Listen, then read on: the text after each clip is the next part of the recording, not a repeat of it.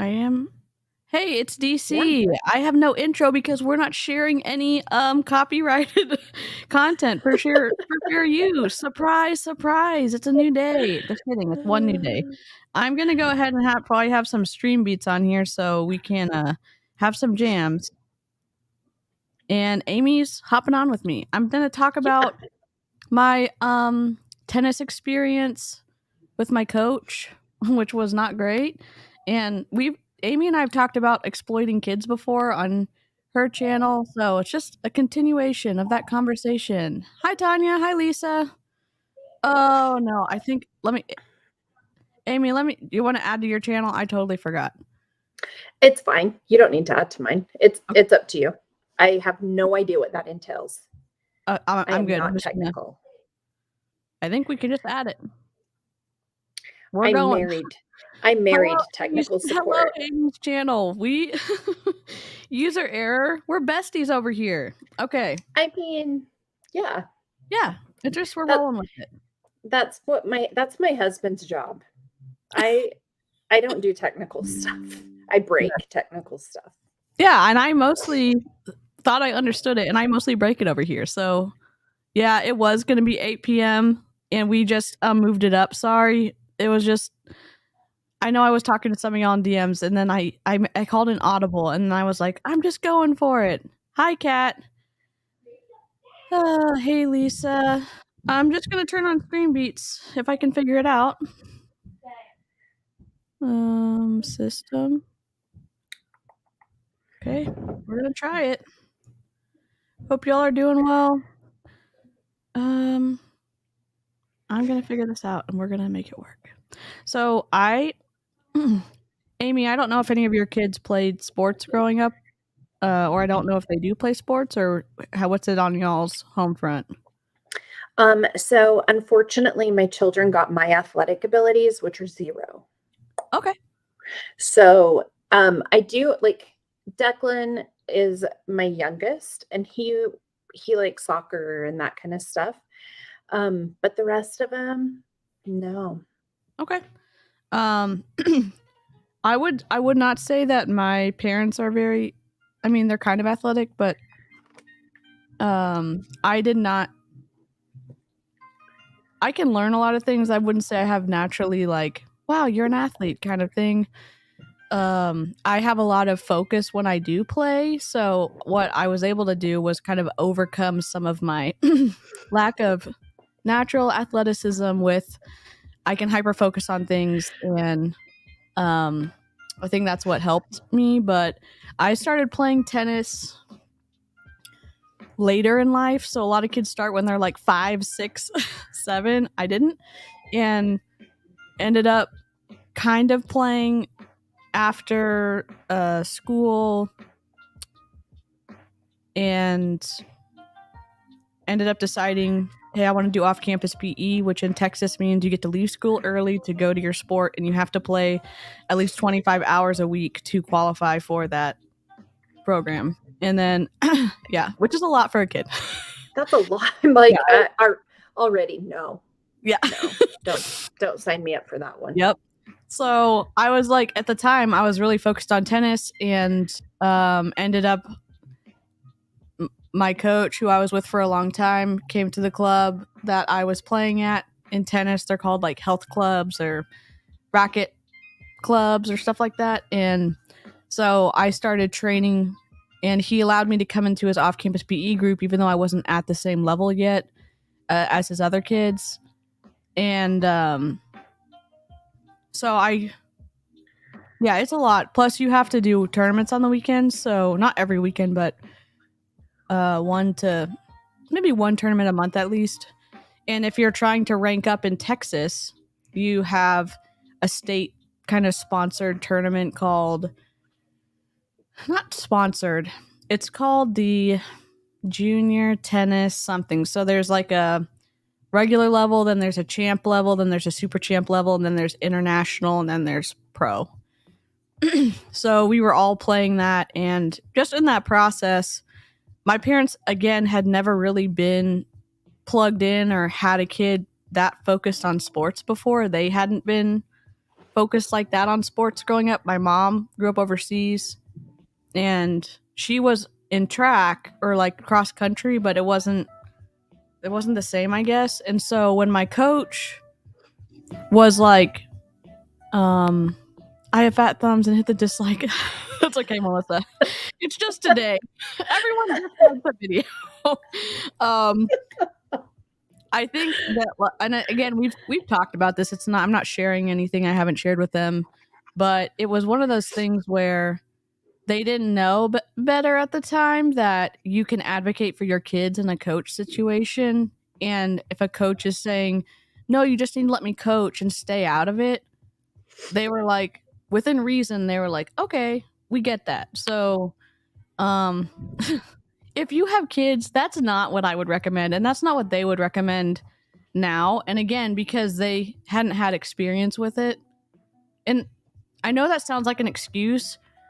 Again, like being in an MLM or being in a kind of a cult situation, you're like, you don't really know because you don't have a reference point. And honestly, that is all of parenting. You don't know anything. You're guessing. Yeah. And again, I know now, being well into adulthood, that my parent, not every parent's like this, but my parents really did try their best. And again, they literally tried their best. And when they found out some of the stuff that was going on, and don't worry, there's no trigger warning for this stream, they were like, okay, he's not your coach anymore. We're going to find a new person. And, yeah, so I was playing tennis for him from when I was 11 till I was, 17 or 18. So a long time. Kind of a lot of like formative years, I guess. And I have asthma. Y'all have seen me take a couple puffs before on the live stream.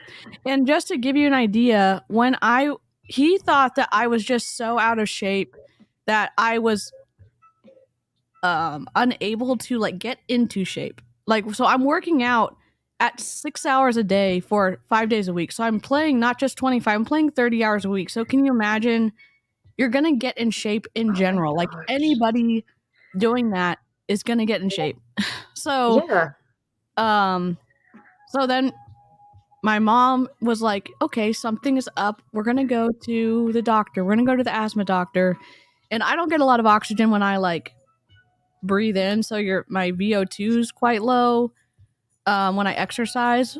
But the longer I exercise, the better my lungs will open up. Anyways, my coach thought all of that was BS, basically. So while I was prescribed an inhaler, he thought that I would become addicted to it. So he did not let me use it while I was playing tennis. So yeah, it was just one of those things where it's like, you're not a medical professional. And now on this side of it, both of us, you know, my mom let me take it anytime I wanted to when I was at a tournament. And even better, you know, if he wasn't there, you know, it was just one of those things where as a kid, as a compliant kid, you're thinking, man, this adult, and we've talked about this before on your channel, Aimee, about compliant kids and the things that they run into where what in the child abuse. Yeah, I don't know if I look at it like that, but I definitely look at it as mistreatment from an adult towards a minor. Yeah. When you're done, I actually have a very similar story. Oh, I would love to hear it. And just for the asthma part, it was wild to have someone hyper focus on you, and you not being struggle when if you do have asthma, you know what it's like when you can't breathe, you can't get any air, and sometimes there's no amount of resting where you can open your lungs like back up. Sometimes you can, but you know, you need to be able to like medicate and like open them quickly. And so now realizing that, it's like, you lucked out, sir, that you did not have to call the ambulance for me. You know, he did. Unfortunately. But fortunately for me, it's one of those things that now I'm like, advocate for your kids. Tell a coach that if you have a kid, or if you know a parent who has a kid, or I know I have some younger audience, some older audience, some people without kids, some people with kids. And yes, people do die from not having an inhaler. And it is very painful. It is very painful. And I don't know what I was saying, but it's like when you're a kid, you don't really realize that someone is giving you really bad advice, other than you think, wow, I'm doing things really wrong. If I'm getting yelled at this much and I can't breathe, I must be so out of shape that I'm, literally impossible to be playing that much and be out of shape. It's just scientifically not, it's not possible. So, what's your story about a similar situation? All right. So my Jace is now 17, but has pes cavus, which means like one of Jace's feet is growing like kind of in a C shape. It has like a super, super high arch, and it's incredibly painful. So Jace, Jace was in 6th grade, and the teacher, they were doing like the jumpathon, the jump rope thing. And Jace was like, it hurts, but the teacher was like, no, you're going to do it. And so Jay had to, and Jace is very compliant, very much so. And so did it. And then like couldn't walk. And I took Jace to the foot doctor, we had to do physical therapy, and we were doing it for like months. And it came time for the mile run. I hate the mile run with a passion. And I got a note from the doctor, from the physical therapist, saying, no, Jace is not to do that. And the teacher made Jace do it. And, oh my God. And she said, well, I just figured that Jace would know their limits, and that, Jace should have advocated. Like, Jace is 11. That's not any part of who Jace is. Like, you tell Jace to do it. So we undid like 6 months of physical therapy in one afternoon, and I lost it. My husband and I are like, I went full mama bear. My husband was so mad, like, and it wasn't just, it was the pain, the fact that like we did everything we thought we needed to protect our kid, and having the teacher just totally disregard it. It was the most frustrating experience. And then Jace was so confused, because it was like, wait, how do I know when I should listen to an adult and when I shouldn't listen to an adult? Because especially as a teacher, they're in that position of trust. And so you assume, same thing with a coach, you assume that they have your best interest at heart, and they don't always. You're right. And I fractured the top of my foot from the same coach, and my foot was really hurting.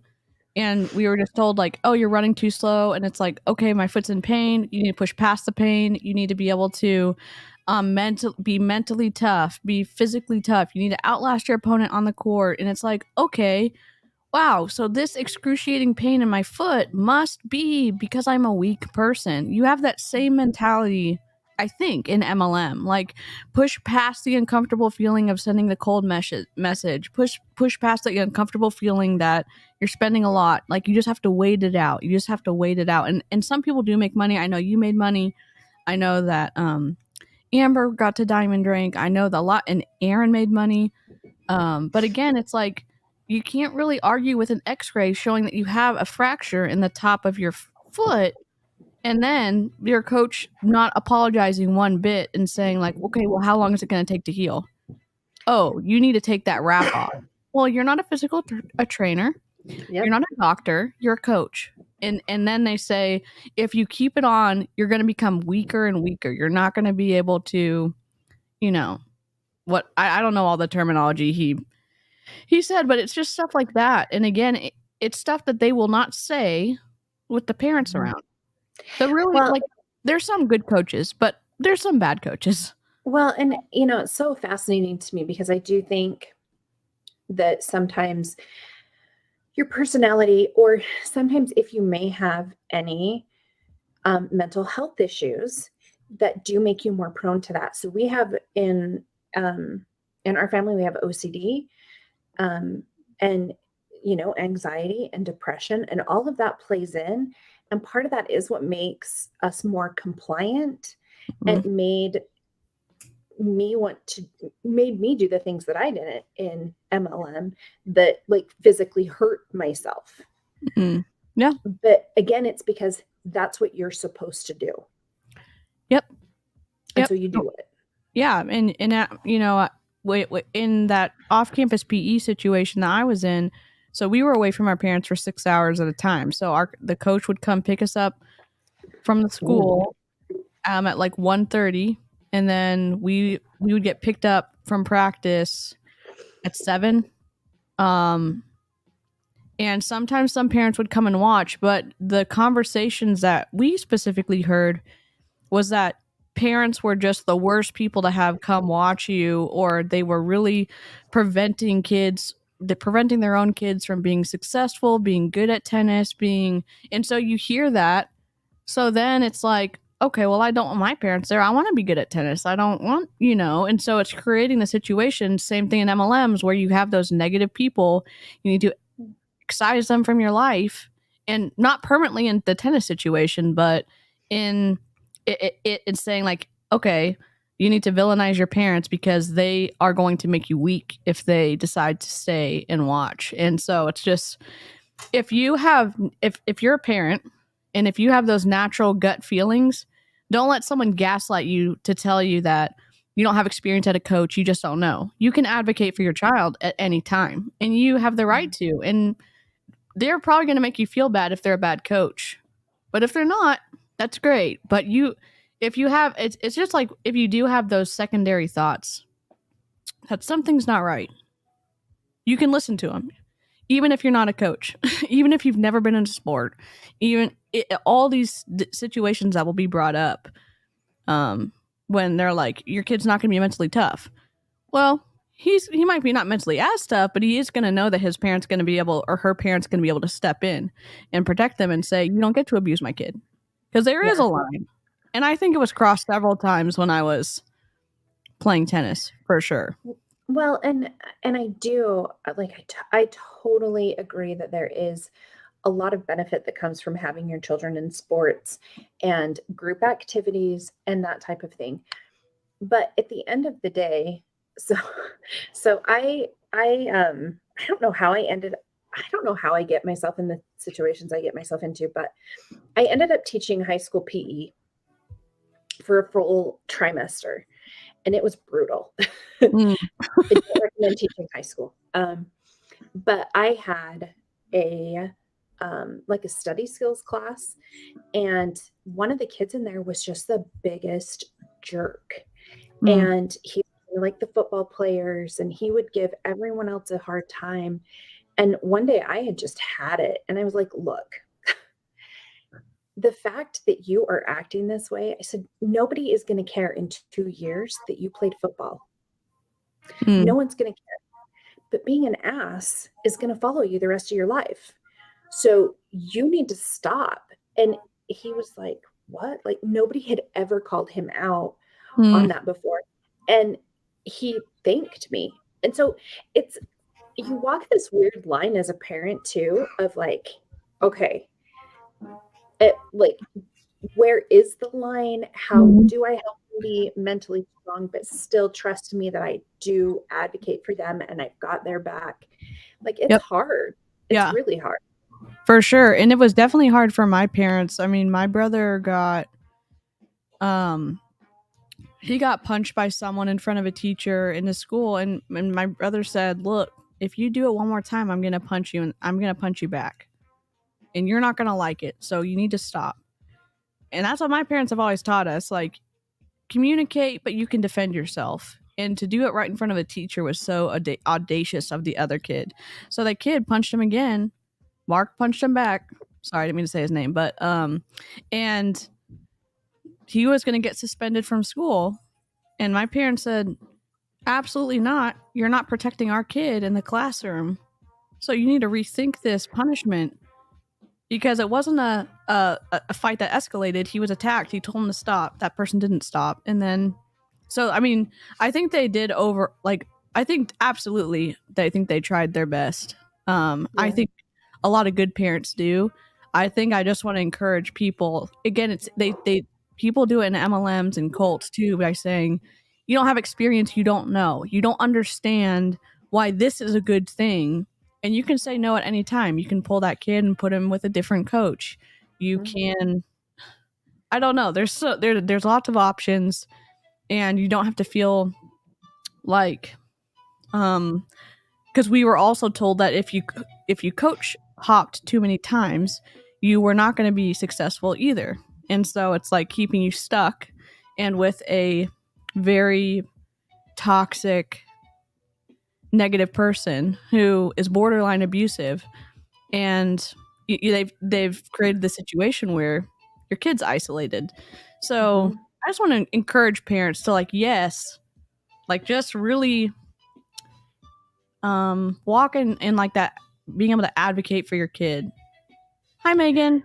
Yeah. Hey, Megan. I think too, it's knowing your kids and being like sitting down with your kids and talking with them frequently. Yeah. And like I know very well when my kids are like telling me the full truth or the half truth. Hmm. And and I think that that's the other important part too, is you have to be able to know them and to know, like, no, Jace is not going to be one that says this and it didn't happen. Like, it happened.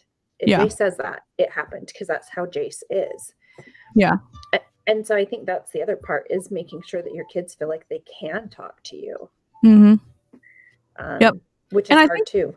it is hard, and I think that's what's even more insidious about when we see some of these MLM parents or YouTuber parents putting their kids online, and you hear the kids saying, no, I don't want to be filmed, I don't want to be photographed, and then the parent says, I'm going to do that anyways. So you're setting a habit that someone in authority can override Mhm. your for not things that keep a kid safe. I'm talking about a picture, I'm talking about a video, I'm talking about being online if they don't want to be online, and stuff like that starts to set a very, again, insidious little habit or pathway that, okay, sometimes I'm not listened to, sometimes someone's going to override my no, and Mhm.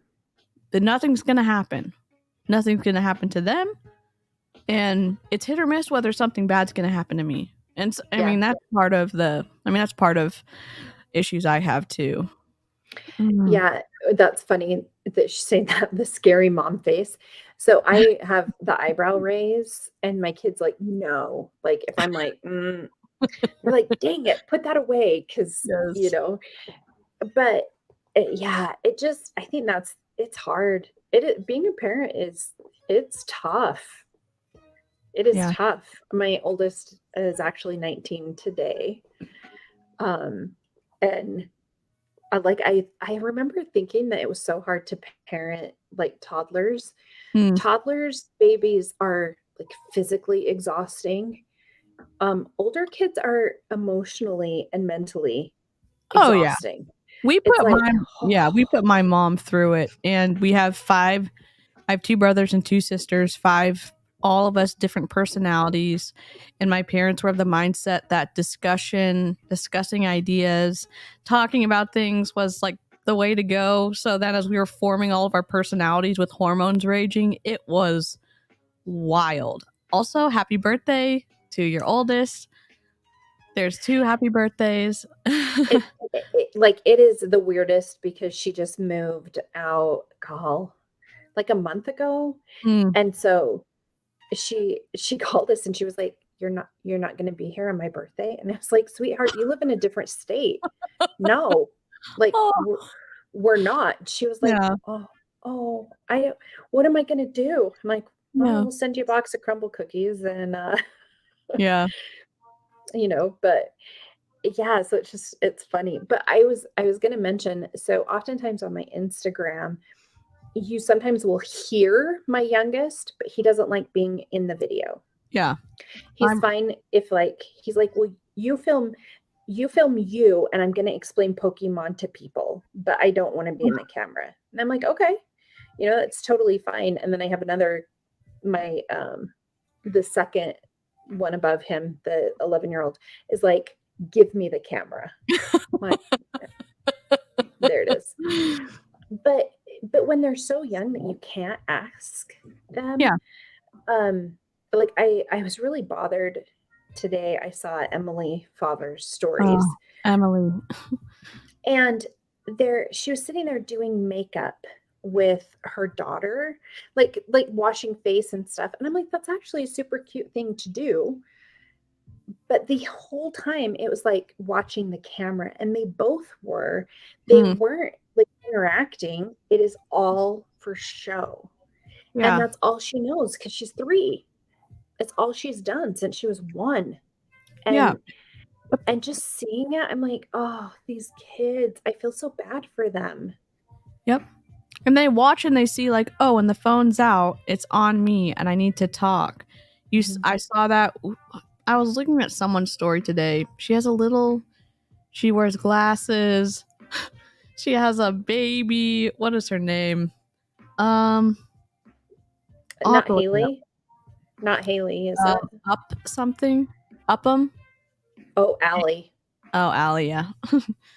And you saw the kid and you already know that he knows what to do with the phone. And like it was just like, oh, heartbreak. A little bit of heartbreak. Yeah. But do you know what? I remember doing it. I remember asking my kids like, hey, drink this shake and I'll catch a picture. Or, because you're taught to monetize everything. And so, same thing with Allie. When I compiled the video that we're gonna use, like the fact that you have like video of yourself crying, is so bizarre to me. Yeah, it's cringe. It's I don't know what to. I don't want to. It's tough because it's like we're obviously critiquing someone on the internet. It is painful whether it's truthful or not.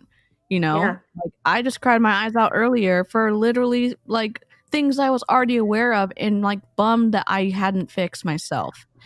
And it's like, okay, what sticks? That a lot of it does stick, and it still feels bad, even the stuff that isn't supposed to stick. So I can imagine, I can at least empathize with them and say, I'm sure it is not fun to hear things and then also not be able to say, is there something that sticks?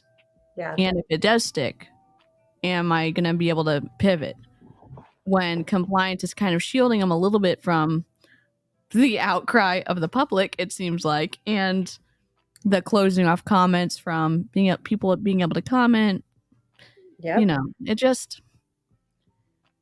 Oh my gosh. I want to have pointed conversations, but it's still want to remember that we're talking about people. Which one are you looking at? One of any felons or I found my bio niece and nephew had a YouTube channel. They're like 3 and 6. My kids always, what was I listening to? I was listening to something, and do you listen to the podcast? Sounds Like a Cult. I've heard of it. I haven't listened to. It's awesome. Okay, I'll have to listen to it. So today, the episode that came out today, they were talking about the cult of the Kardashians. And it's fascinating, but they talked about the fact that 98% of kids say they want to be an influencer now when they're young. They want to be like their parents. They want to, yeah. And they see these kids on YouTube or whatever, and it starts when they're so little, like opening up toys and playing with them. And so it's like, oh my gosh, what are we showing them?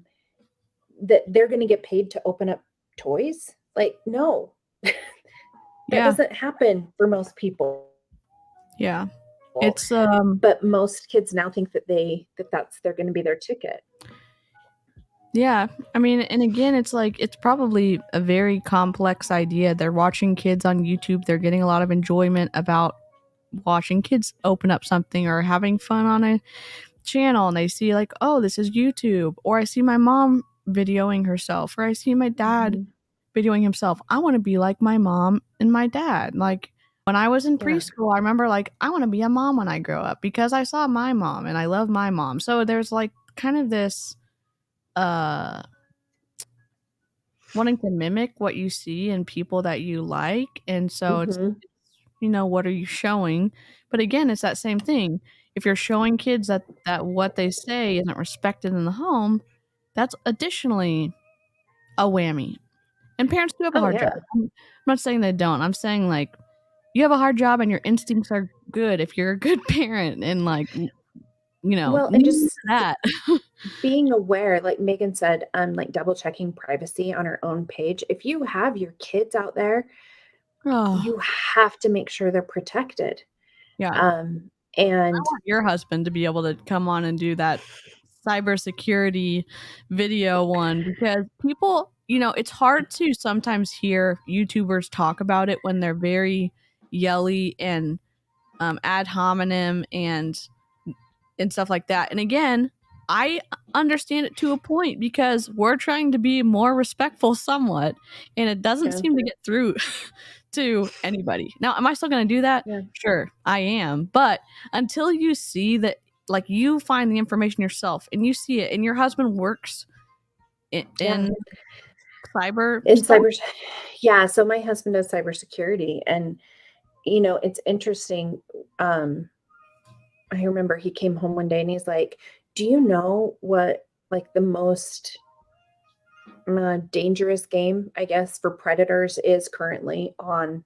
At that time, it was on Xbox, and I was like, "No," and he said, "Uno," Holy cow! because Wow. they know kids are going to be in there playing it, and I was like, it blew my mind. I didn't think, like, it's Yeah. scary.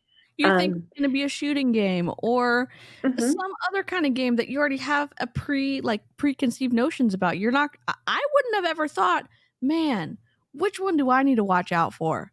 Uno. Nobody Uno. would have thought it. I don't think. I don't think anyone would have thought that. I That's wild. didn't. It's You wild. know, and that's why, like, even now, my like, our kids, they're pretty locked down and they hate it, and Yeah. that was my daughter's biggest thing. She's like, "I can't wait, you know, till I'm on my own and I can get all these things." You know, I can get Snapchat, I can get, TikTok or, you know, whatever, and I'm like, "Yeah, but while you're in our house under our plan, no, Yeah. like, we're just not going to. Yeah. So, Yeah. be mad, that's fine." Yep. Yeah, Roblox and Minecraft are also really, really bad, Mm. but people know that. And like DC said, I would never have thought Uno, Yep. and it's Uno. Yep. You know, so they had people playing, like they had people that was their job was to play and find things out. Um, yeah. Oh, you know, I think I think our kids, it's so funny now because I even I'll call my mom all the time and I'm like, "Mom, I am so sorry." Like, Yeah. Me too. I'm so sorry for Yep. anything that I did, you know, because God, our parents are saints. Yeah. I think and it's, you know, I didn't do like horrible stuff. I emotionally was not. I was like, I probably, in the grand scheme of things, should have. I had certain preconceived notions about like getting medicated for my mental health struggles, again, from my coach, because he was like, um, if you're on medicine, it's bad. And if you're actually healthy, then you don't need any medicine. And so I think as a kid, you're impressionable. So you're trying to overcome these things and you're just like, wow, I'm still really struggling. Even though the person said it's all in my head, or, um, uh, he's locked down on what I'm supposed to eat. So he was like, okay, you can have this much meat for dinner and this many vegetables. And then communicate that to my parents when they're like, okay, she's trying to be an elite athlete. I understand the need to dial in nutrition, Ugh. but we're not taking advice from a nutritionist or a registered dietitian. We're taking advice from a tennis coach. You know, Wow. it's just like, and if you have a kid who's in sports, like, think about this. It's like, okay, I understand logically nutrition's important. Go to a registered dietitian. Go to a sports nutritionist. Mhm. Don't get plugged into this little ecosystem of control. I know I'm Yeah. making it sound extreme, but I lived through it, and I just, you know, just want to Yeah. warn other people about it. And it's like, Well, I developed lots of eating crap from being oh, with him for yeah. 7 years. Well, I So, like what Megan said right there. 𝐔𝐒𝐄 talked about, you wouldn't let your child go on a playground where there are predators. And it's funny because I remember when I was young, it was, stranger danger. And you talked about meeting people and how scary it was to like go to the store and be worried your kids are going to talk to a stranger. And now you're like, okay, billions of people, here you go. yep, yep, It's crazy. And like it's overwhelming and it's changing so fast that when I yeah, talk to my mom, she's like, I don't know how you guys do it because none of this was a thing. Thank goodness when you guys yeah, were little. yeah, Because, yeah, quit taking nutrition advice from anyone who is not trained, like really trained, not yeah. from like they bought a challenge pack Not trained. Beachbody, not Optavia, not Medifast, not God, Juice Plus, not Arbonne, Plexibit, like, Arbonne. You know what I mean? Like, I think there's registered dietitians who have done videos on it, or I know I keep forgetting Brianna Jewell is a registered dietitian in oh training or something, and she's done lots of yeah. stuff So on it. Brianna and I talked for like a couple hours last week. Awesome. Um, and she's she's just amazing. And she definitely focuses more right now on some of the workout stuff, but she is training to be a registered dietitian. Another one I would say is Kat Benson. Yes, yes, yes. Um, and Kat does a lot of the MLM stuff. Mm. Um, but here's the craziest part is honestly, you probably should have been eating more. Oh, for sure, for Like, sure. And when more than any other kid. If you're working out 6 hours a day, like, oh oh, yeah, I was starving. I literally was brutal. starving, and when I went, my parents, it was definitely a privileged position. I went out to this training facility in Arizona called Athletes Performance, and I got to train with them for 2 weeks, and I ate more food. And I dialed in my weight or whatever my coach called it. They let me take my inhaler as much as I wanted. They did all my testing on my VO2 max and were the ones to let me know, like, you basically, when you're sprinting, you're not getting any oxygen in, but if you're doing long distance, the longer you play, the more your lungs will open up, which is weird. So they were Yeah. trying to, like, we need to increase your ability to take a lot of oxygen in when you're doing a short burst of stuff, which literally is tennis, which is why you're having a hard time. And they didn't say one thing about me being addicted to an inhaler. And Well, that and was on think later about think getting about how out. much better you could have been if Yes. you had actually had the proper tools. You would have maybe reached some of the goals that you had. He held you back by Oh yeah, the for sure. unrealistic expectations. Yeah, and I was still, like, highly ranked in the state, and I he ended up changing clubs later in my, teenage years. He started trying to redo my swing, and I kept telling him, like, "Hey, my shoulder hurts doing this." "Oh, you're just not doing it right." "No, my shoulder hurts. You need to stretch more." So then, as a minor, you're trying to tell someone who's putting you in a position to continue hurting yourself, and you're trying to speak up and advocate for yourself, but you're Mhm. thinking, this again, like you said earlier, this person knows better than me. You have those assumptions about Mhm. someone who's in an authority position, and I go in to get an X-ray, and my tendon's almost torn all the way off. So it's just one of Yeah. those things where it's like, and my mom was the one that's like, "No, we're going to the doctor." You're like, "This is insane." Because I would just be like, "Okay, I'm not doing the stroke the right way. I'm just not hitting the ball out the right way." And it's like, "Nope, your tendon's almost, I had to have surgery." So it's Oh just my one of those gosh. wild things that, if you're a parent, you can advocate for your kid. And if a coach is like trying to tell you it's, you need to do it this some sort of way, You don't. Go find a different coach. Well, and Melissa, where she said, I call me crazy, call me a helicopter mom, I call myself aware. And that's what we have told our kids whenever they've been upset with any of the choices that we have made, or, like, you can't have this, or you're not going to get access to this. Like, do you know what? You can't unring a bell. Yep. If something happens to you, it's too late. And even being as careful as you can, there's still going to be things that happen. Yep. But I would rather say, wow, I'm glad that nothing happened to you, than to try and deal with the damage later. Yeah. And me saying all this, there's still stuff that happened to my siblings and other close people I know, even when their parents were being careful. I'm not saying that if you're hyper focused, you're going to save your kids, but you're going to be able to block a lot of stuff. And parents have the ability to have perspective and say, no, I'm going to intervene. Mm-hmm. And my parents did that for me when they were like, okay, this is not normal, because they again, they had never been in a high intensity sports situation. I mean, if you've watched that documentary about the gymnasts recently, all the stuff that happened, but in one of the Olympics early on in 2000s, you saw this girl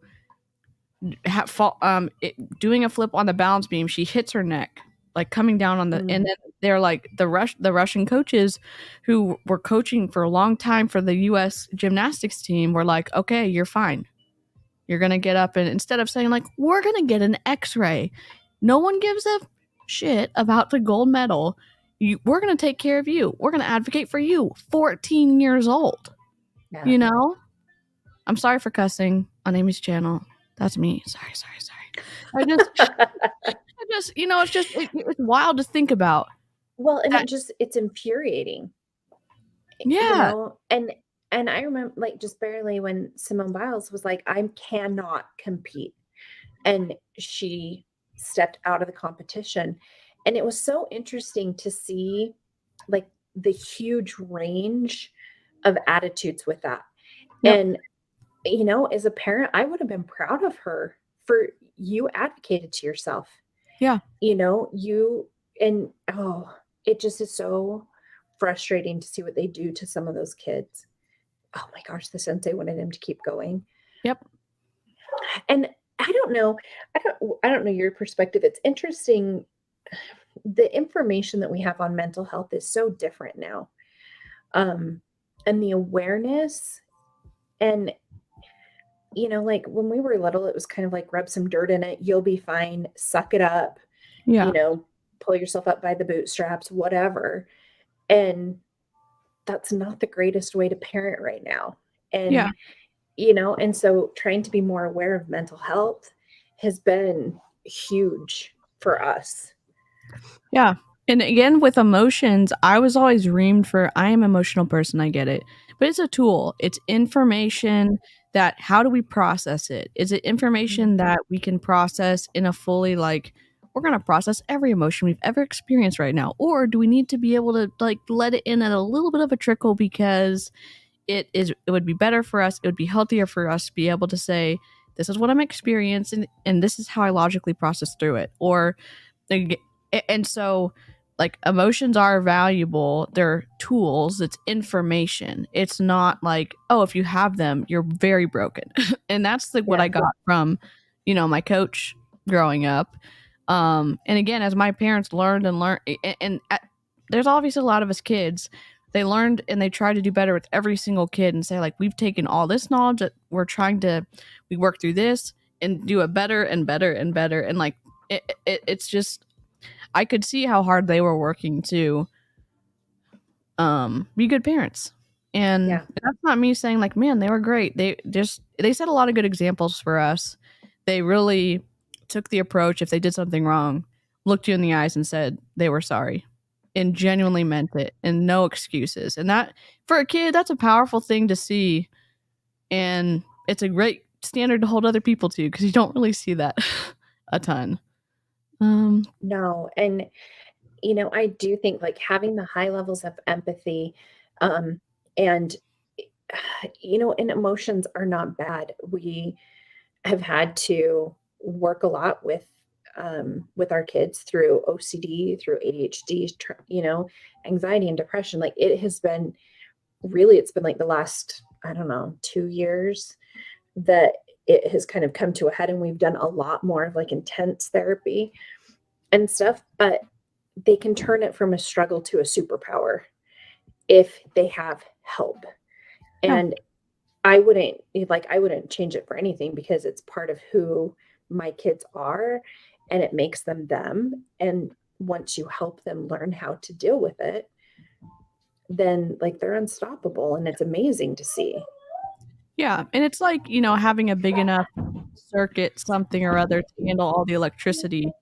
Like if there's too much going through something that can't handle it, it's gonna blow it out every single time. But if you have enough, like if you have enough, whatever the right structure is to house all the wattage going through, it can be extremely powerful. And so that's what I've kind of looked at it as, like growing the unit to be able to handle a lot of emotions that I have.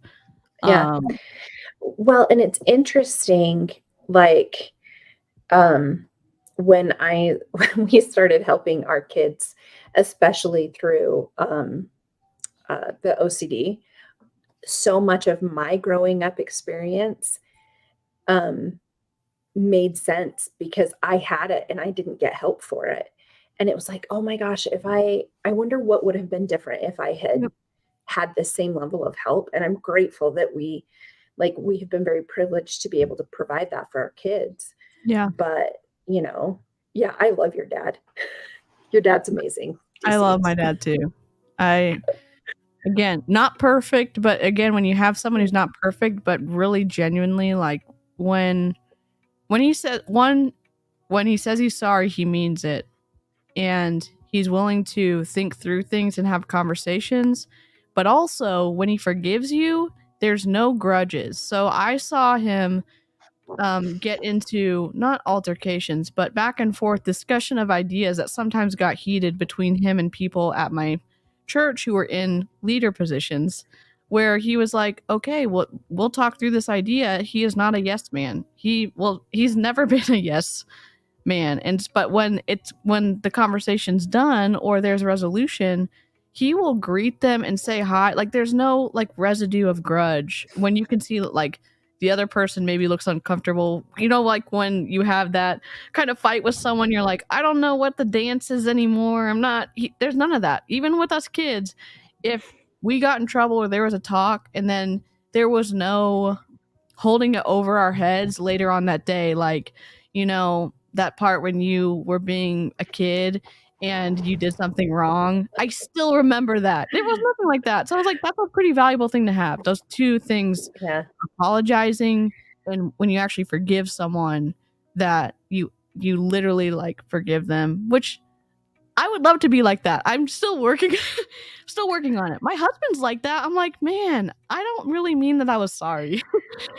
I just take it back because I'm like, oh, I guess I didn't mean it. I didn't mean it. I'm gonna try again later when I mean it. Give me some time. Maybe I'll Yeah, be sorry.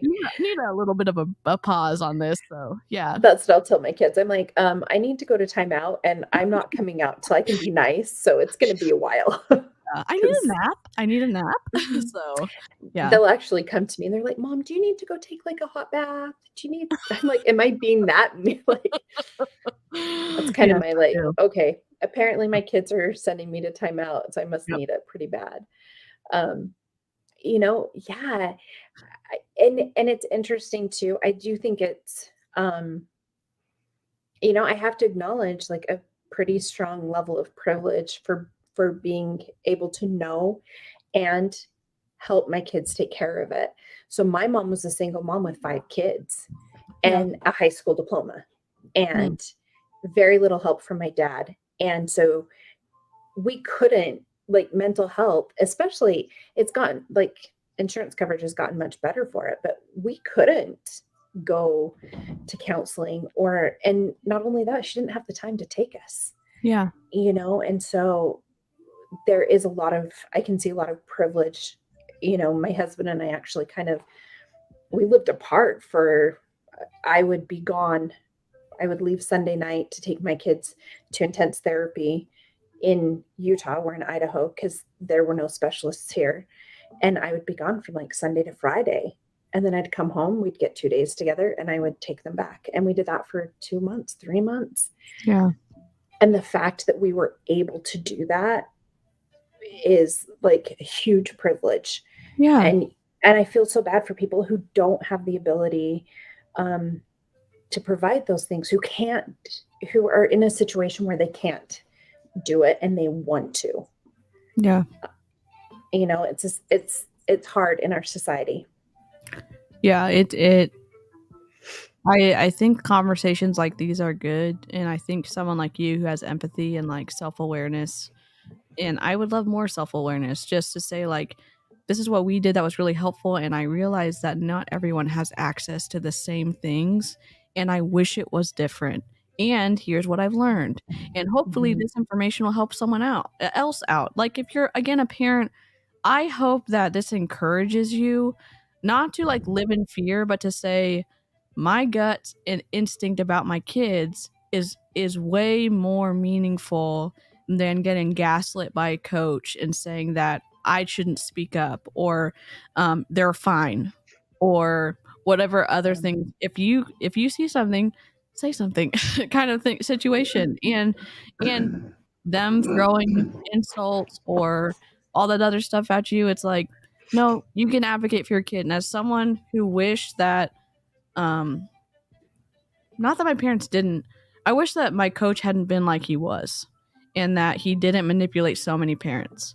And I hope that, again, we've seen some comments come through the chat where some examples of parents who were able to step in. And I hope that you're encouraged to do that too. Even if you're not a coach, you don't need the experience to be able to have the same kind of like level conversation, and you don't even need to have a logical conversation. If you say, look, this isn't safe for my kid, I'm pulling him out or I'm pulling her out, and there's going to be no more discussion about this. Yeah. And so I don't know. I was going to mention one thing that we found to be the most helpful thing.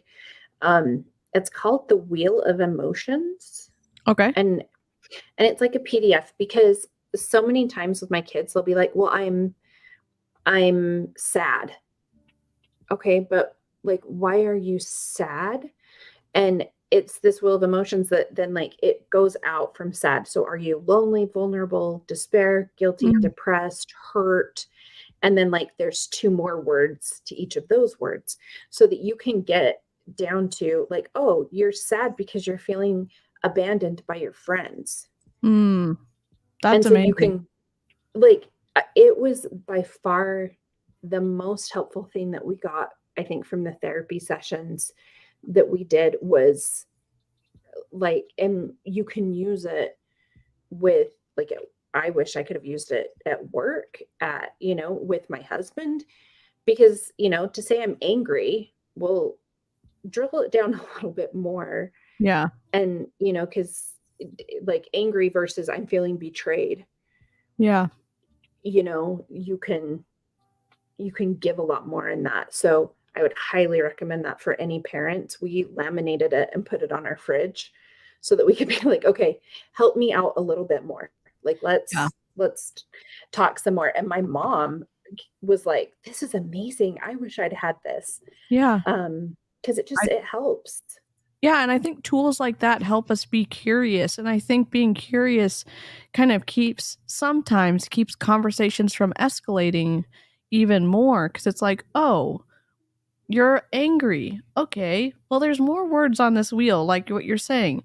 Are you this? Or can you tell me which word additionally? Are you angry because of this? And so even when, again, we talk about multi-level marketing, anti-scam here on my channel. We talk about lots of other things like compliant children and like some pitfalls you can fall into if you've got them, because you always hear in schools about the kids who are unruly, and it seems to be like the compliant kids kind of fly under the radar because they want to turn their homework in. They want to not get yelled at by the teacher. They don't want to get bullied. They just kind of want to be able to like have a peaceful kind of deal going on, and like what are some of the pitfalls, because they fall into them sometimes.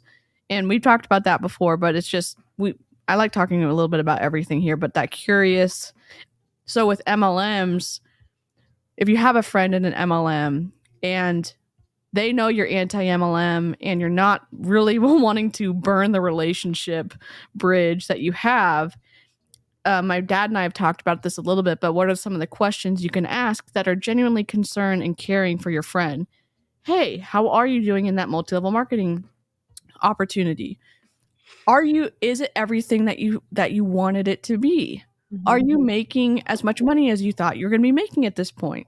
And so those curious, and again, anybody can lead can lead questions into like a fight. I get that. But if you go at it with being curious, I think that it's a helpful place to start, even if you don't know what the right questions are at the beginning. Yeah, I think so. My husband's company, they say, you can either be a know-it-all or a learn-it-all.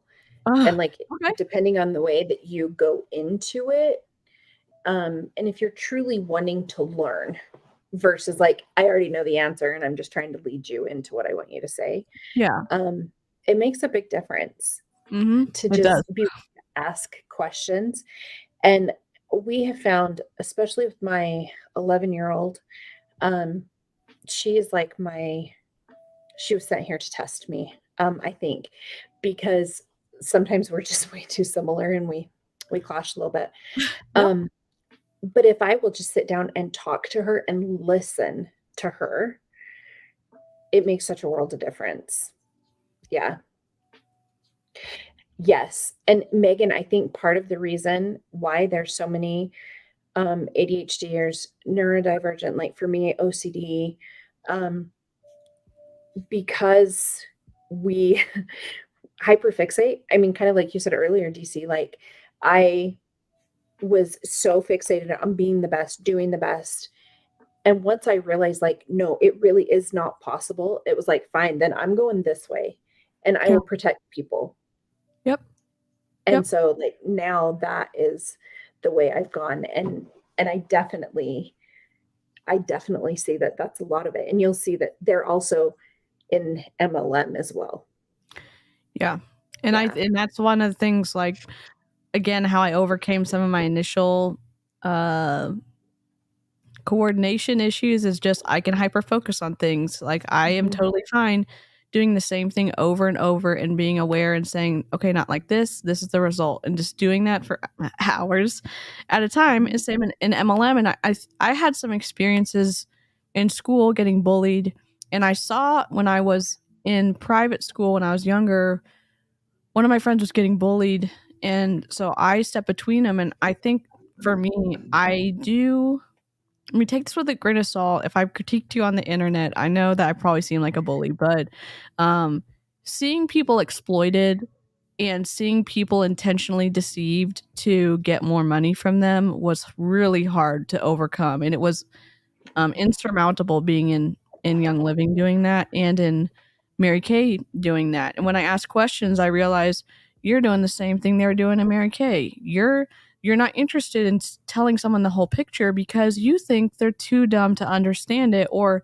it's too difficult, and it's gonna prevent them from paying more into your commission. I'm not here. I don't want to be here for that. I mean, an informed consumer is the best consumer, in my opinion. And Yeah. even if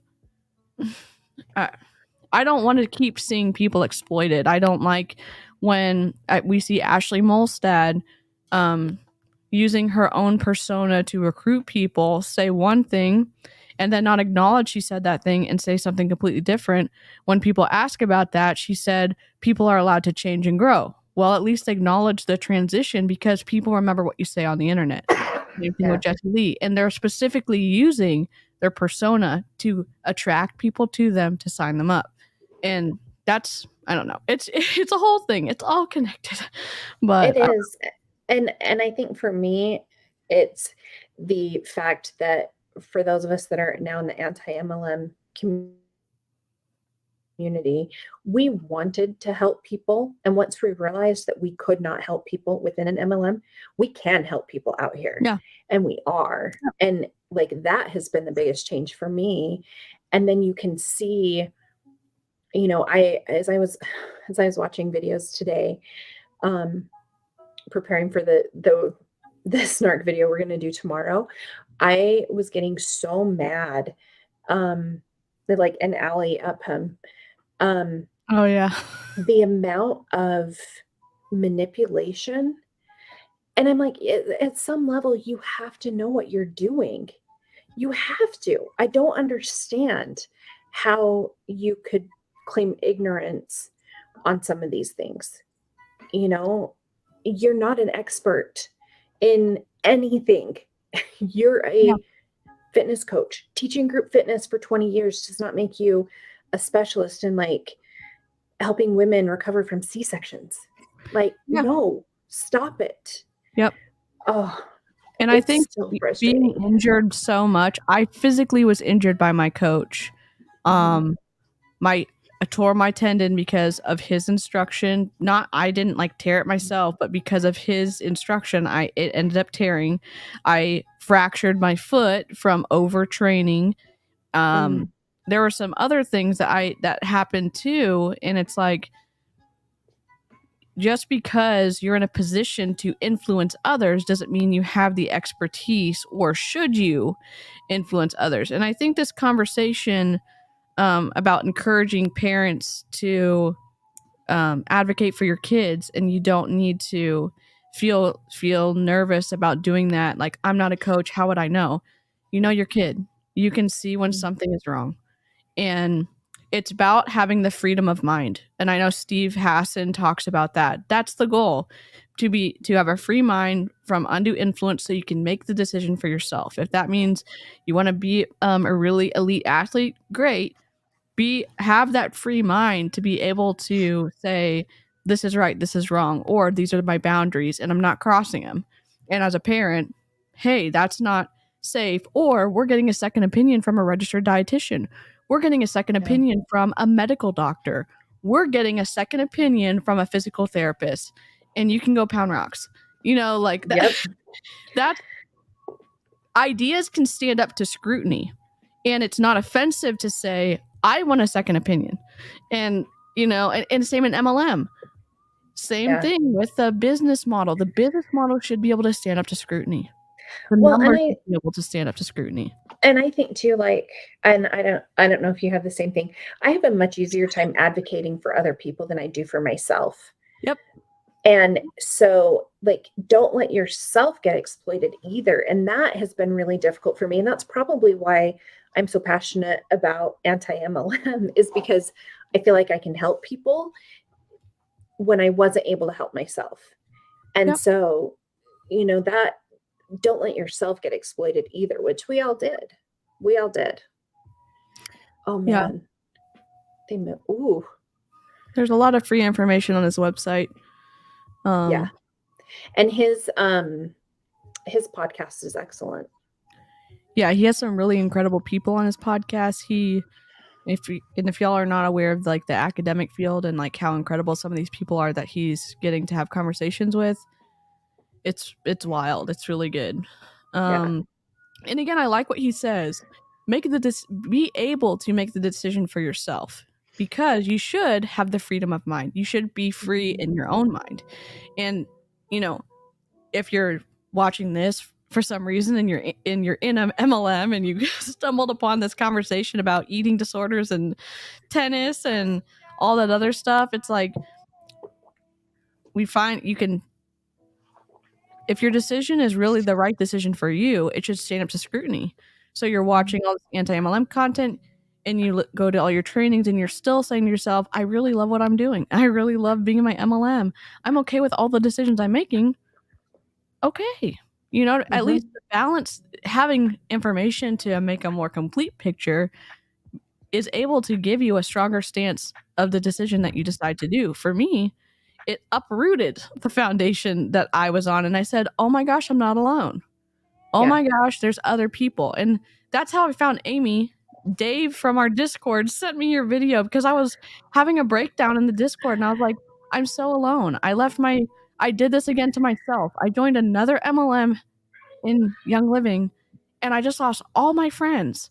And it felt important to step away at the time, but now I'm really lonely and I'm really frustrated and I lost a lot of money again. And so I watched Aimee's video and I'm like, I'm not crazy, you know? Yeah. And when you're so focused in it, same thing with when I was in tennis, I thought that it was a normal, healthy thing to be yelled at by a coach, to be in a starving state, to be degraded in front of other people, to have someone so in every single aspect of my life that I got yelled at for not submitting something for a job I was applying to. Like it's just wild, like the amount of control that when you take a step back, you're like, this isn't healthy, which is great to know because I'm not alone. Yeah. And that's kind of the hope that I got from watching her video. And I think if you even have those little thoughts in the back of your mind that you're like, something doesn't feel right. And it's not just that I'm not working hard enough. And it's not just that I need to find more people. And it's not just this. It's like something doesn't feel right about my upline checking on me at the end of the month, all the time and making sure that I'm placing orders. And I have to be on Zoom calls and I get yelled at for not being on Zoom calls, even though I'm an independent contractor. Yep. There's something that's like, okay, maybe there is something that you shouldn't feel uncomfortable in your own brain. And so if there's that, ask why, answer your own questions. I don't know. I'm gonna make sure I get It's so hard. And and then the disordered eating and the amount of manipulative tactics. And then when you get in that manipulation, the disordered eating, I'm still struggling with it. Yep. Like it's going to be something that is really hard to overcome. Yeah. It is hard. Like, when you're in my situation, I was with a coach and I was in a disordered food situation.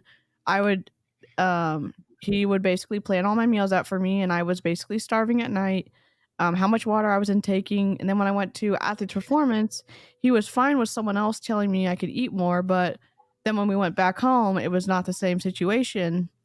And it's like, no, you need to feel your body. Like literally just to give you an idea, I lost 2.5% body fat percentage points in 2.5 weeks when I was there. And I was eating a ton. I was eating a ton of food. And it's like, well, my metabolism works just fine. You've just been starving me for 4 years. Yep. I mean, it's one of the things, like watching Autumn Calabrese. It's like, wait, you were putting people on a bikini comp diet plan. Yep, which is super dangerous. Why in the world?